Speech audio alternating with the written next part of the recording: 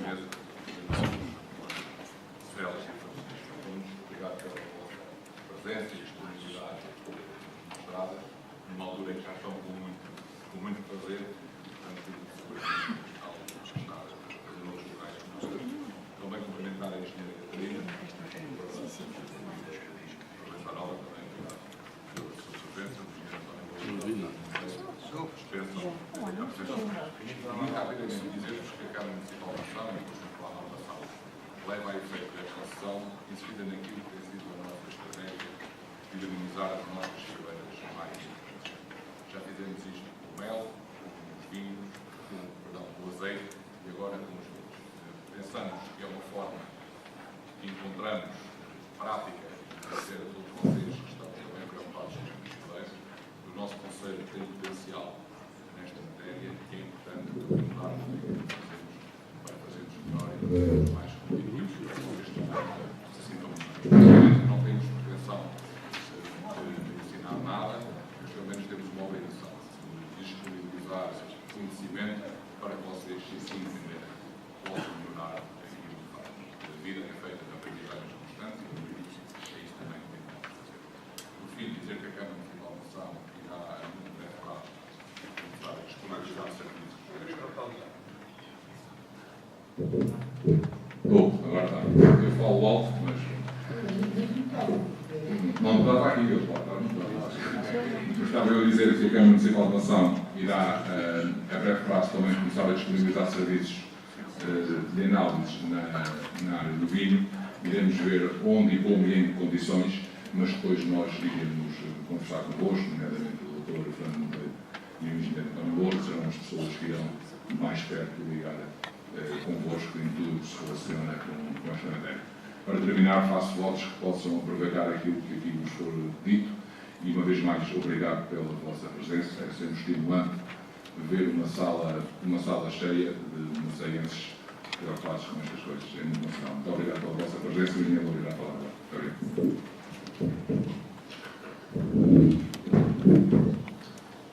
Depois da intervenção do Sr. Presidente, não há muito a dizer. Eu acho que, estando aqui a representar a Amarmação, o mais importante é dizer que é com satisfação que arrancamos com mais este setor, numa perspectiva que é sempre possível melhorar. O Conselho de Mação basta olhar para o nosso brasão e podemos ver que o vinho e as uvas têm aqui uma grande importância histórica e uma grande importância social. Em segundo lugar, agradecer ao engenheiro António Celas e Francisco o terem aceitado este desafio tão em cima da hora, porque nós entendemos que era importante fazê-lo agora, porque estamos numa fase ainda de 90% das pessoas não vidimaram e, portanto, ainda podemos aproveitar algumas das indicações para esta campanha.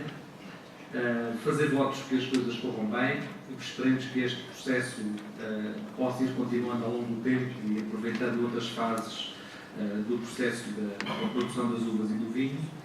E, para não demorar mais, passo aqui a palavra ao Dr. Monteiro.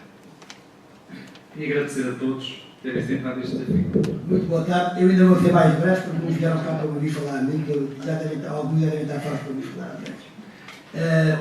Como disse o Sr. Presidente, e todos sabem, a viticultura é uma das 5 ou 6 fileiras que nós queremos priorizar aqui no nosso cultural, no nosso setor primário. E é das fileiras que realmente não temos feito muito por elas, temos de saber do que devemos fazer, até porque, talvez, porque não temos cá outros técnicos de inovação, a Câmara Municipal não tem especialista nesta área, as nossas associações aqui também não tem ninguém que saiba grande coisa de viticultura, e por isso tivemos que nos socorrer aqui de 2 distintos técnicos de engenheiros agrónomos, que se especializaram em vitivinicultura, ou seja, a produção da uva e a produção de vinho, e são pessoas que são 2 técnicos que têm experiência, que são o Louro de várias adegas, algumas grandes, são autoprodutores também de vinhos maduros, vinhos espumantes, não sei se vinhos verdes também fazem, mas também fazem, e por isso temos experiência nisso. Eles não conhecem bem a nação a nível setorial, a casa era bem grande, conhecem bem a nível vitivinícola, mas como já dão assistência aqui a Provença anual de lá, alguns produtores há 2, 3 anos, portanto, achámos que eram os indicados porque o Conselho de Mação tem muito a ver com o Conselho de Produção, e parecidos, não? A nível de ação climática, a nível de sistema de produção. E por isso, Claro que temos que agradecer, porque isso foi um bocado em cima da hora, e esta altura é mesmo a pior que podíamos ter, o pior resultado que podíamos ter dado, porque ele comemorou de grandes adegas, tem lá mas é o senhor da Fadaria e a Viva da Colher, e portanto, vamos dar a palavra a eles, foi para eles que vieram cá. Eu só lhes pedia, era, vamos fazer com certeza mais à frente, portanto, esta é a primeira nessa área, que é a preparação da adega, depois a partir com certeza de dezembro a janeiro vamos fazer aqui outras ações na parte vitivinícola e só vos queria pedir era para assinarem aí a folha de presença, não é para perguntar pelo seu cartão, mas gostava de ficar com o vosso contacto, porque nós temos uma base de dados vitivinícola, temos base de dados muita coisa, do livro, de filho, de gado, isto não tem que ser um passo a palavra. E se vocês preencherem aí essas folhinhas, como não basta o nome, e a morada ou a povoação, e o telefone ao meio, nós quando fizermos outras eventos, até por SMS ou por mail, digamos muito mais facilmente. Portanto, e fico contente, realmente, e se calhar se tivéssemos tido mais tempo para ajudar, se calhar muito mais força. Mas fico contente de ter feito isso, sabe que é um setor. Muita gente gosta e até tem algum potencial até para fazer muito conceito para além do gosto que as pessoas têm em fazer o seu próprio fim. Portanto, sou engenheiro António Sala, sou engenheiro Francisco Antunes, o palco é vosso, foi para vos ouvir que as coisas cá vieram, e muito obrigado, e nós estamos obviamente ao dispor para qualquer dúvida que tenha ao lugar do tipo. Também, porque eu já tive essa situação, sendo um homem da Bairrada, já estive na situação de alguém me dizer: isso é lá na sua terra, na nossa é diferente. Não. Uma videira é uma videira, tem que se conhecer as condições naturalmente do crescimento da videira. A fermentação do mosto e fazer-se um vinho é a inércia da fermentação e a lógica da fermentação, os intervenientes da fermentação são os mesmos que o vinho se faça na América, nos Estados Unidos da América, ou que se faça em França, ou que se faça na Alemanha, é igual, em Portugal, é igual. É preciso compreender os mecanismos e as ações o que é que interage, neste caso com a planta, quais são os condicionantes. E, por falar em condicionantes, é que em vez de irmos dar diretamente ao mosto, às uvas, ao mosto e ao vinho, é que eu acho importante falarmos um bocadinho da videira e determinado tipo de doenças da videira nesta fase. Do ciclo vegetativo, que é agora na nossa vindiva, ou nesta altura, porque são mais evidentes os sintomas. E também, como muito provavelmente não vamos falar antes de vocês começarem a poda das vossas vinhas, há determinadas medidas profiláticas dessas doenças que devem ser tomadas na poda, porque são doenças que não têm cura e, portanto, as ações têm que ser preventivas e têm que ter algumas medidas no sentido de diminuir essas doenças e essas contaminações. Falo das doenças do lanho, que há já quem considera a filoxera do século XXI, porque na verdade está a matar uma boa porcentagem das cepas das plantas, quer do norte ou sul do país. E não é só um problema português, é um problema quase europeu, quase mundial. E falo de doenças e nomes que se calhar já ouviram falar, que é esta, a otipiose e o BDA, que no fundo são doenças do lanho. Doenças são essas. São doenças que vão inutilizando os tecidos, a madeira da videira. Quer dizer que a estrada traz os elementos da terra até às folhas para ser transformado em açúcar ou energia e, portanto, madeira. Essa estrada começa a ser obstruída e, portanto, a alimentação da videira cada vez é mais difícil. E, portanto, tem inconvenientes, ou melhor, tem consequências, está bom, não, vocês já vão assim depois das consequências. Tem consequências. E nesta altura há um sintoma que se vê facilmente nas folhas, que é estas necroses entre as nervuras. Isto é um sintoma mais evidente da ESCA. Nesta mesma aqui uma folha em que a planta está pegada desta, mas é um sintoma que pode ser como é que dizer, não é isto que é impeditivo de colhermos as uvas também, mas quer dizer, uma planta com estas duas folhas, com estes sintomas, tem menos capacidade de fotossíntese e, portanto, produzir açúcar e tornar as uvas maduras. Eu também falo nisto nesta altura, porque normalmente as uvas destas videiras dão mau vinho. A uva não cresce, a bocacha não cresce como as outras, os bagos, a partir de determinada altura, têm tendência a começar a ficar engelhados. Às vezes acontece que a videira tem um braço que está bom e a outra que tem estes sintomas. E essas uvas, no caso dos tintos, normalmente não têm cor, são uvas que dão monstros mais ácidos, normalmente depois nos vinhos, dão sensações de amargura, portanto são amargos os vinhos, e portanto não tem interesse nenhum a apanhar essas uvas. Mas agora, desculpa, vamos aqui à procura de uma outra fotografia. Hoje aqui é ambiciosa. Fala aqui assim. Há aqui assim, quando se corta uma maneira de ver é esta questão das folhas. E podem, nesta altura, marcar as videiras até com... Primeira base das bases. Nós podemos ser uns grandes cirurgiões, mas não podemos ir operar um doente ali no meio da rua.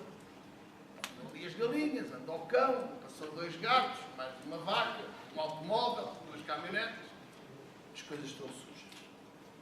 Eu não estou a dizer que vocês fazem vinho em adegas sujas. Eu estou a dizer que a limpeza e a desinfecção, o problema, na maior parte dos casos, não é com o que se vê, é com o que não se vê.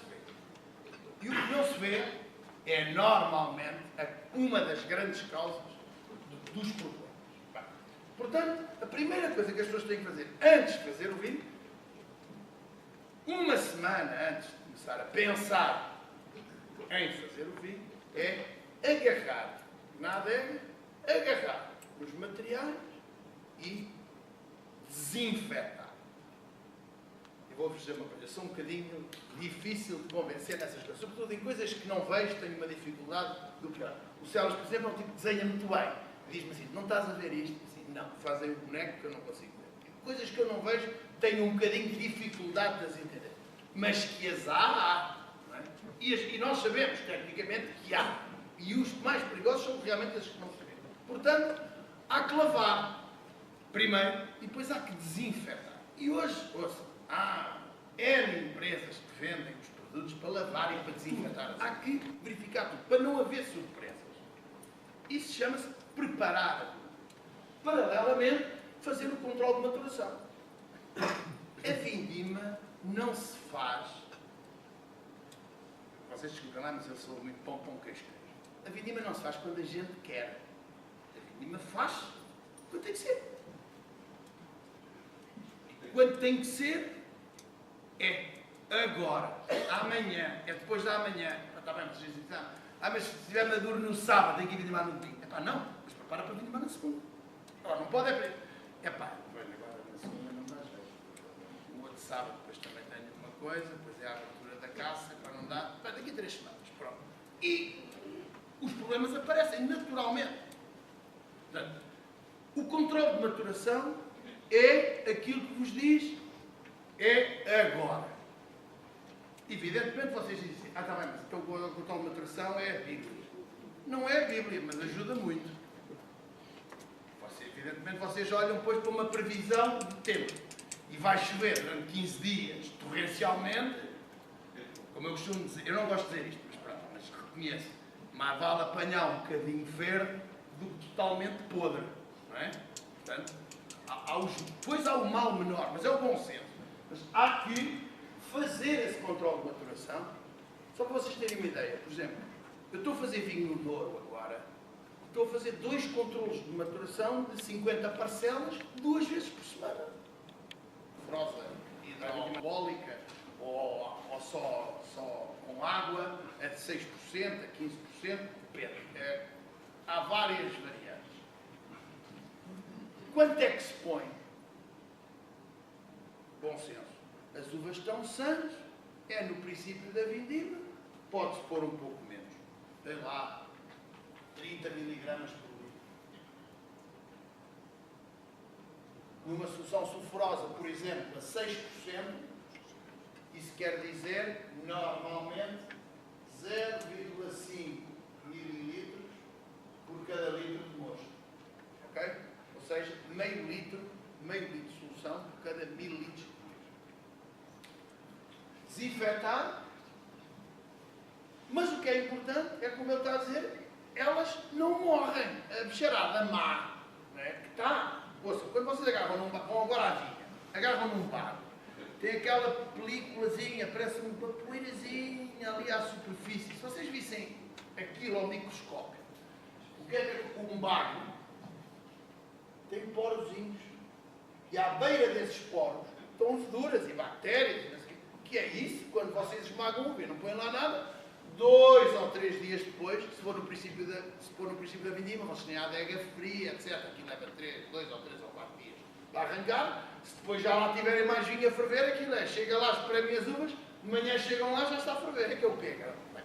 O pH é o, sem entrar aqui em grandes detalhes da química, são os ácidos que estão livres. O ácido tartárico e o ácido málico são os 2 ácidos que existem em maior quantidade na uva. Que são mais ou menos degradados com a temperatura, com a insolação. Normalmente, e para aqui, para a região, eu diria que o que se pretende para um vinho maduro, branco, um pH entre os 3,2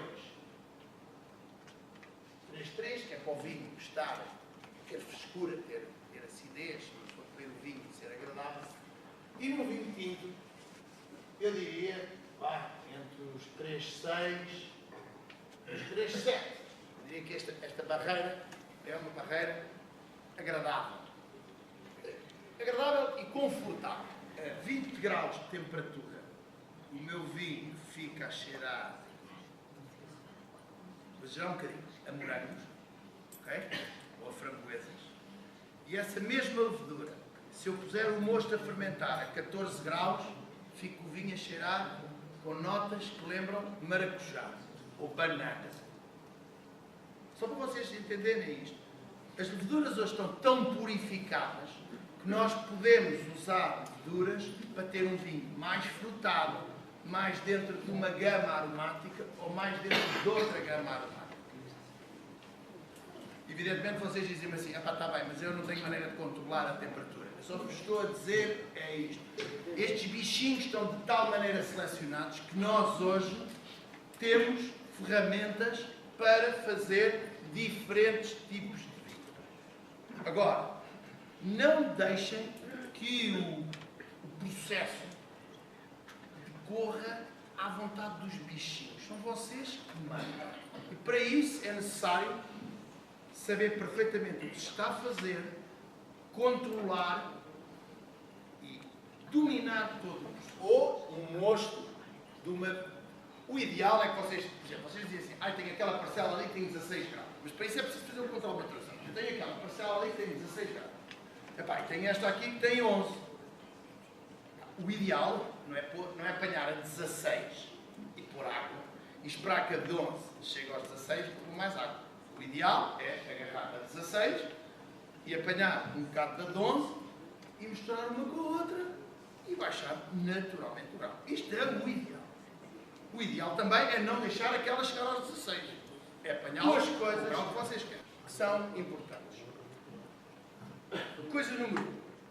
Quando o vinho acabou de fermentar, ou quer dizer que não tem açúcar, vai ocorrer uma outra fermentação, que é desejável no vinho tinto e que não é desejável, pelo menos na maior parte dos casos, no vinho branco. Chama-se a fermentação malolática. Okay? É desejável que essa fermentação ocorra logo a seguir à fermentação.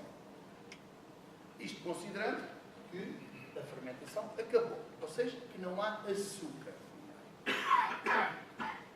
Simplificando, vinho branco Fermentação acabou, o vinho, fecha-se a cuba, passa-se a limpo o vinho durante, passado 2 ou 3 dias, passa-se para outra cuba, sulfita-se, põe sulfuroso, normalmente na hora, uma vez mais. Atenção, aquele sulfuroso que vocês lá puseram no início, foi-se embora.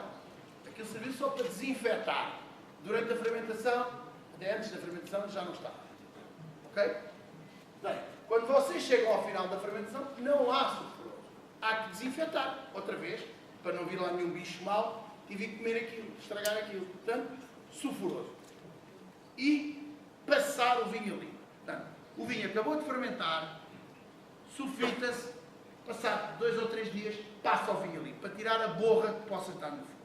Há sempre borra no fundo, há que passar o vinho. A borra não está lá, aquelas borras grossas que vão cair ao fim de 2, 3 dias, não estão lá a fazer rigorosamente nada.